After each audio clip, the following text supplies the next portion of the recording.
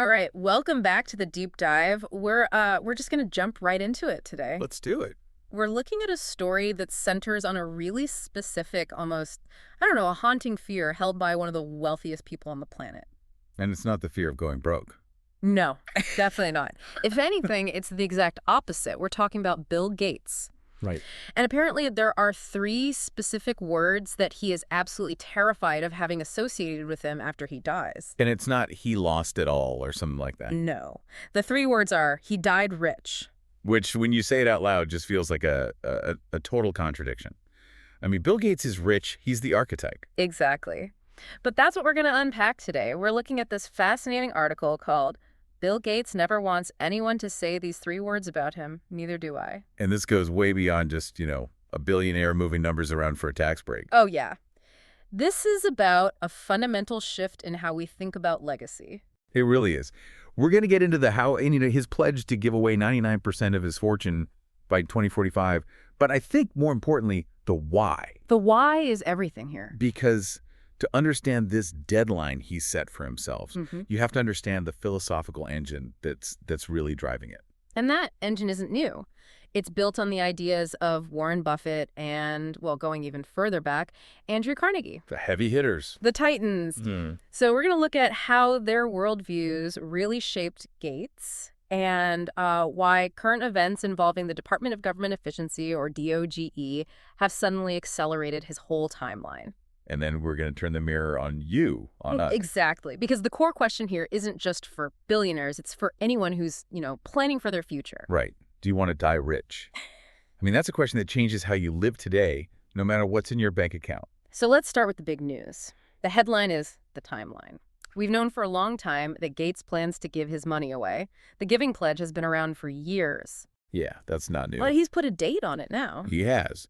He's announced that he plans to complete the whole process, giving away 99% of his wealth by 2045. 2045, that's what, roughly 20 years from now? In the world of massive philanthropy, that is a sprint. I mean, you have to understand, usually these huge foundations are set up to exist in perpetuity. Yeah, forever, right. Yeah, they invest the principal and just give away the interest, or a tiny percentage each year, so the foundation literally lives forever. Gates is doing the complete opposite. He's doing a spend down. A spend down. He wants the money out the door, working. And the source material we're looking at, it highlights a really specific trigger for this new urgency, doesn't it? It's not just that he's getting older. No, it's more immediate than that. He described the current global situation as, quote, an incredible emergency. He did. And this is where, the political landscape today really intersects with this philanthropic mission. For sure. The source explicitly cites DOGE, the Department of Government Efficiency, and their recent moves to just abruptly cut off funds for life-saving work. And this is a really crucial point to clarify for everyone. When we talk about these cuts, we're not talking about, trimming administrative waste. No, not at all. We're talking about global health funding, things like malaria prevention, vaccines, the kind of stuff the Gates Foundation has spent decades building the infrastructure for. Exactly. So when a major government, like the U.S. government, pulls back its funding from those international initiatives, it just creates an immediate vacuum. It's not a slow leak, it's a sudden stop. A cliff. A cliff. And Gates sees this as a forcing function. If that public safety net shrinks, he feels his foundation has to sprint to fill that gap. To prevent catastrophic loss of life. Right. The logic is, I can't save this money for 2050 because the crisis is happening in 2026. The need is now. Precisely. He's accelerating the timeline because the need has accelerated. The source points out he's been thinking about speeding up his giving for years anyway, but these cuts acted as a real catalyst. It turned a long-term plan into an emergency. It's like a high-stakes game of catch-up. But, okay, let's step back from the immediate politics for a second and look at the philosophy here. Yeah. Because this idea that dying rich is bad, that didn't just start with Bill Gates. He didn't invent this moral framework out of thin air. No, he had mentors. And the most obvious one, of course, is Warren Buffett. The Oracle. And I think most people know they're best friends now. The bridge games, the trips to Dairy Queen. Right, the bromance is legendary. But the source points out that Buffett was influencing Gates way back in 1991, long before they were that close. Yeah, that's key.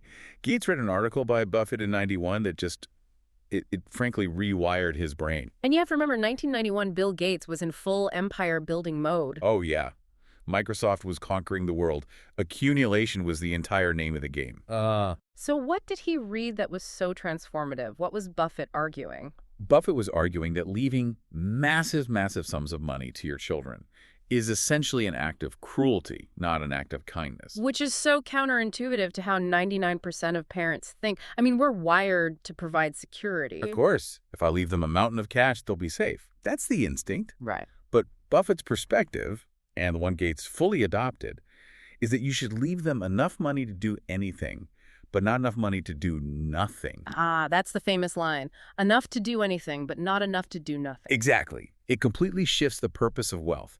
If wealth removes all challenge, it removes drive, it removes purpose. So for Gates, reading that article was the moment he started, as he put it, thinking in a generous way. It shifted his goal from just how high can I get the score to how effectively can I distribute the points before the game is over. Okay, so if Buffett provided the modern context, we have to go back to the 19th century for the the moral imperative.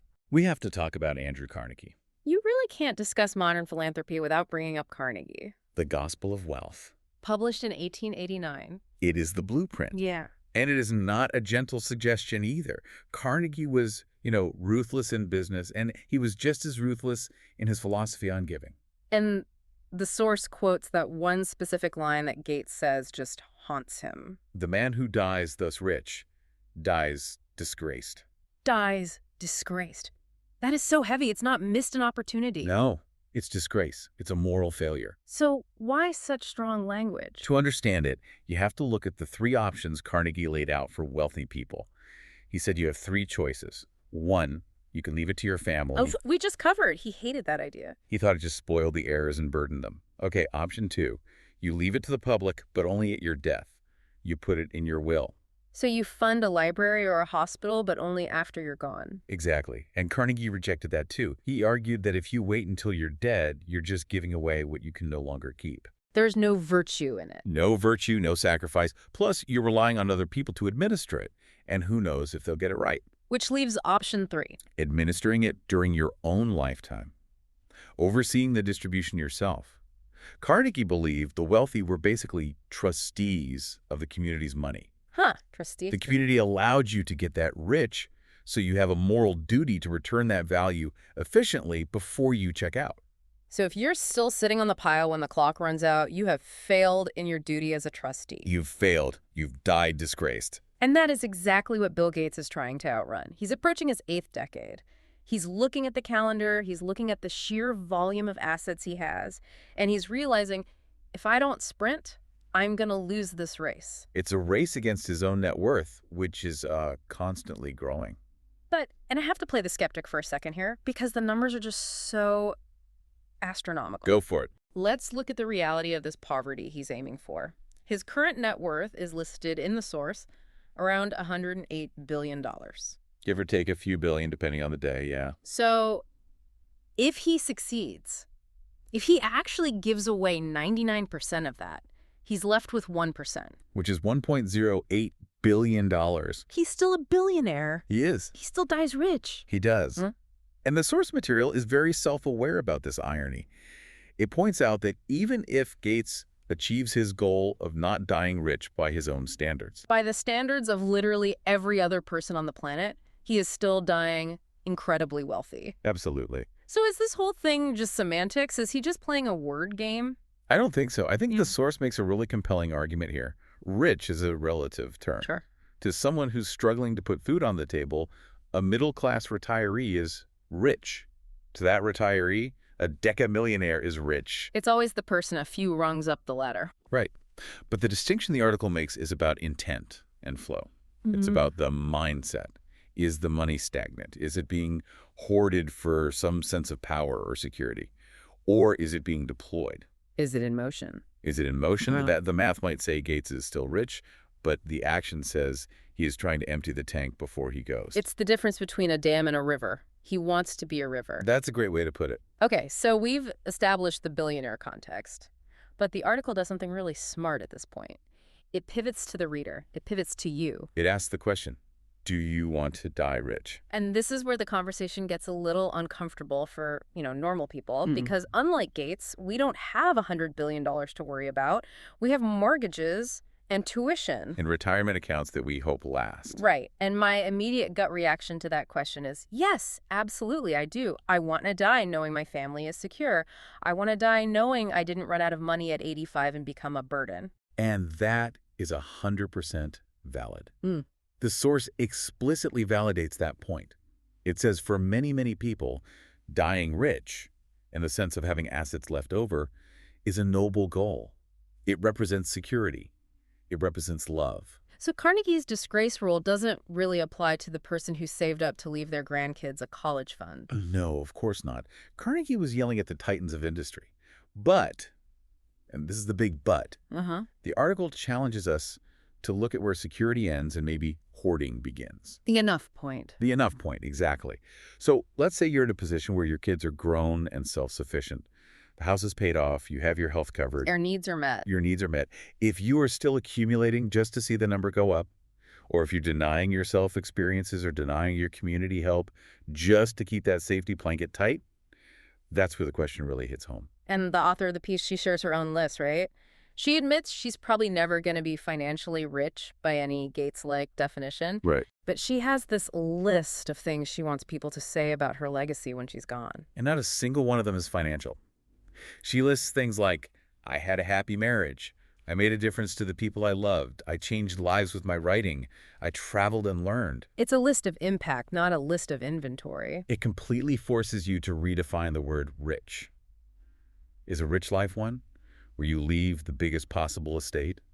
Or is a rich life one where you exhausted your resources, your time, your energy, your love, and, yeah, your money to make the world around you better while you were still here? You know that saying, you never see a U-Haul behind a hearse. You can't take it with you.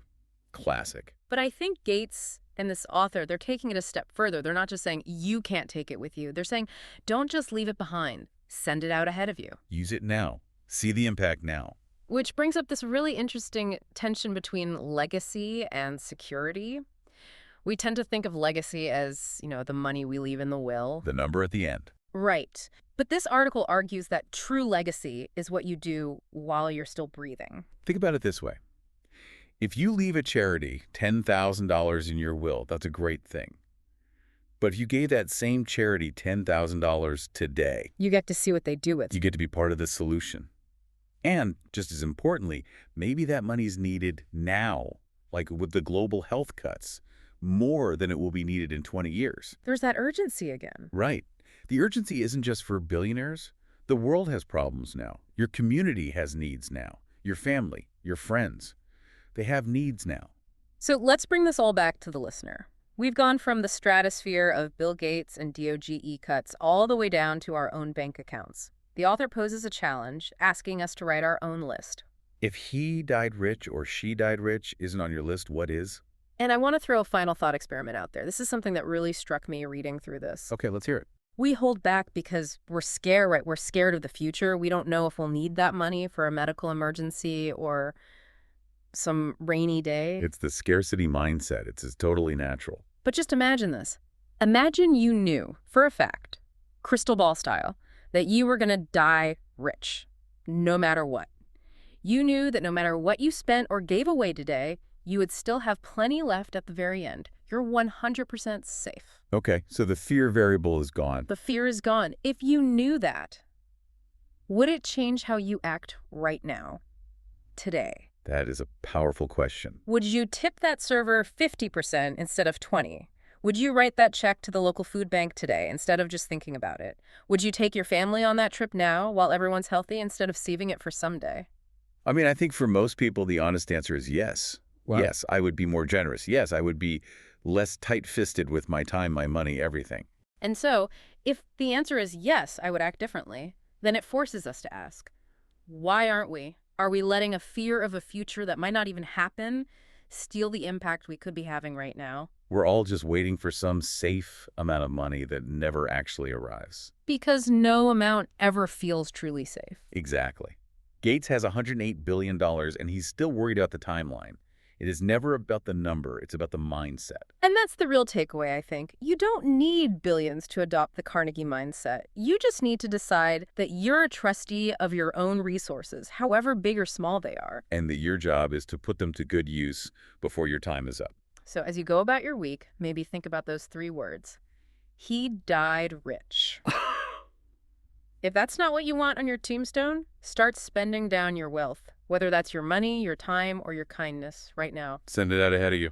That's it for this deep dive. Thanks for listening, and we'll catch you on the next one. Take care, everyone.